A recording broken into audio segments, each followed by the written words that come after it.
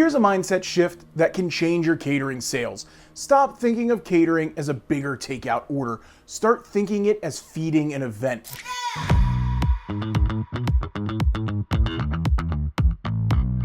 Customers aren't just ordering sandwiches, they're feeding a team meeting. They're hosting a lunch and learn, throwing a family party. But most restaurants, they still just list food. No context, no solution.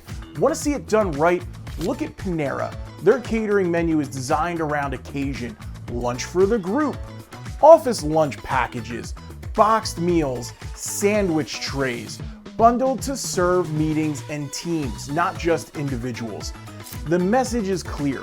We've got your event handled. Pro tip, rename your packages around moments. Team lunch special, morning meeting fuel, family party feast. Sell the event, not just the food. Next episode, I'll show you why your online ordering might be hurting your sales and how to simplify it.